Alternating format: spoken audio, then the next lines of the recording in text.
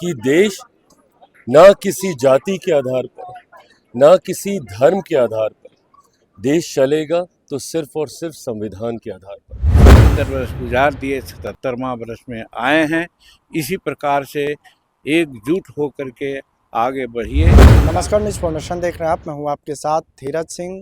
देश अपना आज 77वां गणतंत्र दिवस मना रहा है। ऐसे में केंद्रीय मंत्री चिराग पासवान और केंद्रीय मंत्री जीतन राम मांझी ने भी अपने अपने दिल्ली आवास पर झंडोत्तोलन किया है। झंडोत्तोलन कर कर दोनों नेता क्या कुछ कह रहे हैं, छोड़ जाते हैं आप उनके वीडियो के साथ। झंडोत्तोलन किया है, आपका क्या मैसेज है? देखिए, आज गणतंत्र दिवस पे सबसे पहले मैं अपनी तरफ से, अपनी पार्टी लोक जनशक्ति पार्टी रामविलास की तरफ से समस्त देशवासियों को गणतंत्र दिवस की ढेर सारी बधाई, ढेर सारी शुभकामनाएं देता हूं। आज का ये वो दिन है जब हमें इस बात के संकल्प को दोहराने की जरूरत है कि देश न किसी जाति के आधार पर, न किसी धर्म के आधार पर देश चलेगा तो सिर्फ और सिर्फ संविधान के आधार पर। संविधान में लिखी हुई बातों का 100% पालन करने के लिए मेरी सरकार पूरी तरीके से प्रतिबद्ध है।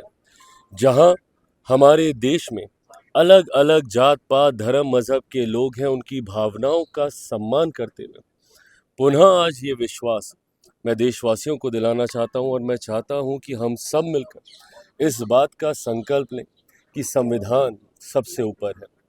संविधान आज जब लागू किया गया, ऐसे में ये जिम्मेदारी हर एक देशवासी की बनती है कि संविधान में लिखी हुई बातों को सर्वोच्च स्थान देते हुए उसका अक्षरशः पालन करने का हम सब लोग संकल्प लें। एक बार फिर से देशवासियों को गणतंत्र दिवस की ढेर सारी शुभकामनाएं। 77वां गणतंत्र दिवस मना रहा है, इस मौके पे आप क्या करेंगे? सबसे पहले तो ये जो 77वां रिपब्लिक डे है, उस अवसर पर हम अपने तरफ से सारे भारतवासियों को शुभकामना देते हैं और हर तरह से हमारा देश चल रहा है। अनेक संस्कृति, अनेक भाषा, अनेक खान पान, अनेक धर्म आचरण, उसके बावजूद भी हम एक संविधान के तहत विश्व में अपना परचम फहरा रहे हैं।